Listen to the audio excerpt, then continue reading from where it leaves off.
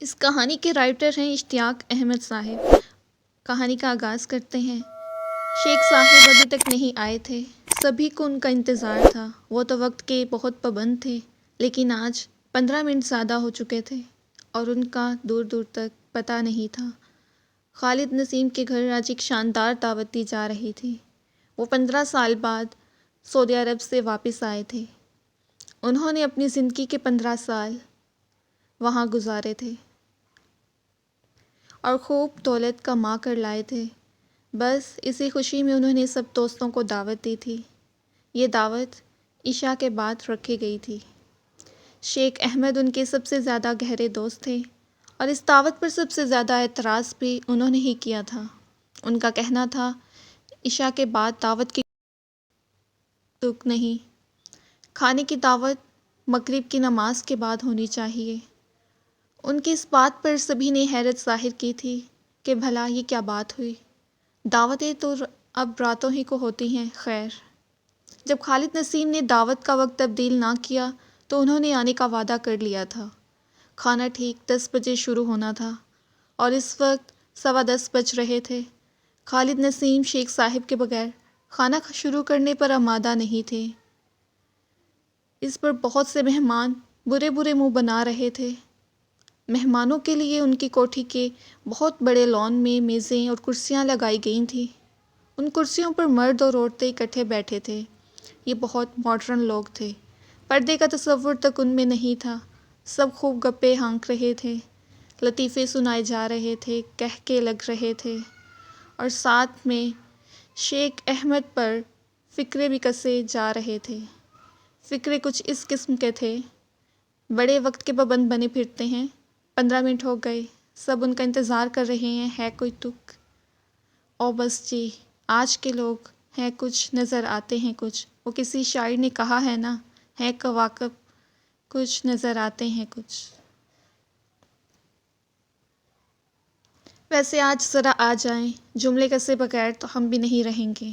یہ احساس تو انہیں دلا ہی دیں گے کہ جناب، اتنے بہت سے لوگوں کو صرف آپ کی وجہ سے انتظار کا زہر پینا پڑا ہے۔ بالکل ٹھیک، اتنا تو ہونا چاہیے۔ فکر نہ کریں، میں تو ہاتھ دھو کر ان کے پیچھے پڑ جاؤں گا۔ لیکن بھائی میں اسے مناسب نہیں سمجھتا۔ بہتر ہوگا کہ ہم لوگ ہلکے پھلکے انداز میں بات کر لیں۔ بس اتنا کہہ دیں آپ آج لیٹ آئے ہیں، جبکہ ایسا کرنا آپ کی عادت نہیں۔ خالد نسیم نے کہا، آپ ٹھہرے ان کے سب سے زیادہ قریبی دوست، آپ تو ان کی رعایت کریں گے۔ ایک مہمان نے طنزیہ انداز میں کہا، یہ بات تو خیر ٹھیک ہے، لیکن میں یہ بات اس بنیاد پر کہہ رہا ہوں کہ وہ لیٹ ہوئے ہیں تو اس کی ضرور کوئی وجہ ہوگی۔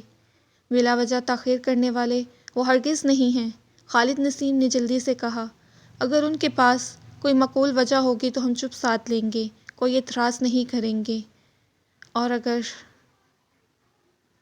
اس کی کوئی وجہ نہ ہوئی تو اس صورت میں انہیں آڑے ہاتھوں لینے کا پورا حق ہے۔ میں تو اسے مناسب نہیں سمجھتا۔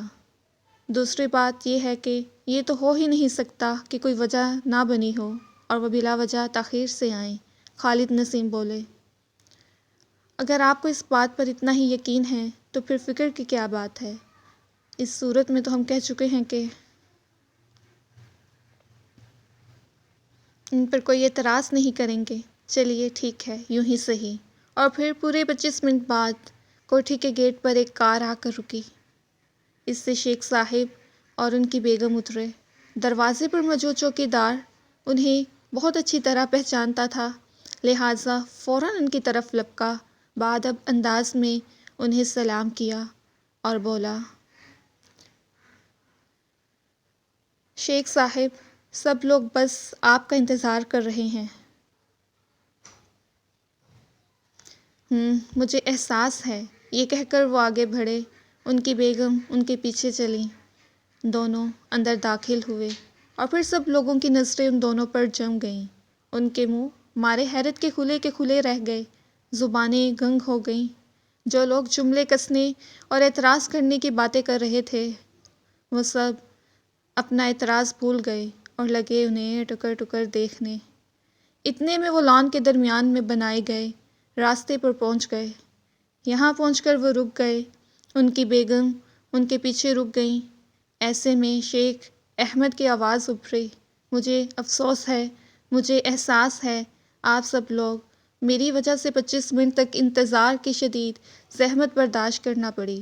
میرا ہرگز ایسا کوئی ارادہ نہیں تھا، لیکن مجبوری پیش آ گئی۔ ہم تیار ہو کر جب گھر سے نکلنے لگے تو بیگم صاحبہ کو اپنا برقع نہ ملا۔ حالانکہ برقعے کو لٹکانے کی اپنی جگہ ہے اور برقع ہمیشہ وہیں لٹکایا جاتا ہے، کبھی ادھر سے ادھر نہیں لٹکایا جاتا۔ اس جگہ برقع نظر نہ آیا تو بیگم صاحبہ گھبرا گئیں۔ گھر کے دوسرے افراد سے پوچھا تو انہیں بھی معلوم نہیں تھا۔ سارے گھر میں برقعے کو تلاش کرنے کے چکر میں 10 منٹ گزر گئے۔ میری پریشانی لمحہ بہ لمحہ بڑھتی چلی گئی۔ میں سوچ رہا تھا یہاں سب لوگوں کو میری وجہ سے انتظار کرنا پڑ رہا ہوگا، ادھر برقع نہیں مل رہا تھا۔ آخر جب ہم پوری طرح نا امید ہو گئے تو پڑوس میں ملازمہ کو بھیجا۔ اب ایک نئی مشکل پیش آئی، ہر کوئی برقعے کے نام پر حیران ہونے لگا، جیسے کہہ رہا ہو برقع، بھلا برقعے کا ہمارے ہاں کیا کام، ہم میں تو کوئی برقع نہیں پہنتا۔ یہ دوسری پریشانی لاحق ہوئی۔ آخر خدا خدا کر کے ایک گھرانے سے برقع ملا اور میری بیگم نے وہ پہن لیا، لیکن اس وقت تک ہم 20 منٹ لیٹ ہو چکے تھے۔ تو حاضرین، یہ بات تھی۔ میں آپ سب سے معافی چاہتا ہوں، ابھی تک ہمارا اپنا برقع بھی نہیں ملا۔ اس بارے میں تو خیر واپس جا کر پوچھ تاچھ کر لیں گے۔ ویسے لگتا ہے میرے بچوں میں سے کسی نے جان بوجھ کے برقعے کو غائب کیا ہے، کیونکہ انہیں اپنی والدہ کا برقع پہننا ناگوار گزرتا ہے۔ اب آپ لوگوں کے ذہنوں میں یہ سوال گونج رہا ہوگا کہ 1 سال پہلے جب میں یہاں پہ آیا تھا تو اس وقت بھی یہاں ایک دعوت دی گئی تھی، تو اس وقت آپ کی بیگم برقعے میں نہیں آئی تھی۔ تو دوستو، اس کا جواب یہ ہے کہ اللہ تعالیٰ جب بھی کسی کو سیدھا راستہ عطا فرما دے، عقل پر سے پردہ ہٹا دے۔ آج سے 7 ماہ پہلے میری بیگم صاحبہ نے اس بات کو شدت سے محسوس کرنا شروع کر دیا تھا۔ یہ کہنے لگیں، اب مجھے بے پردہ باہر جاتے بہت شرم آنے لگی ہے۔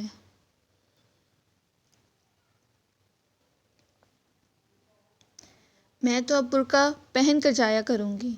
اسی طرح میں نے انہیں برقع دلوا دیا۔ بات تو بس اتنی سی ہے دوستو۔ میں ایک بار پھر معافی چاہتا ہوں، امید ہے آپ ہمیں معاف کر دیں گے، اور چونکہ میں دیکھ رہا ہوں یہاں پردے کا اہتمام نہیں ہے، لہٰذا ہم لان کے دور دراز گوشے میں بیٹھیں گے۔ خالد نسیم صاحب، چاہیں تو ہمارے لیے وہاں گھاس پر دسترخوان بچھا دیں، میز کرسی اٹھا کر لے جانے کی ضرورت نہیں۔ یہ کہہ کر وہ آگے بڑھ گئے۔ ان دونوں کا رخ اس دور دراز گوشے کی طرف تھا۔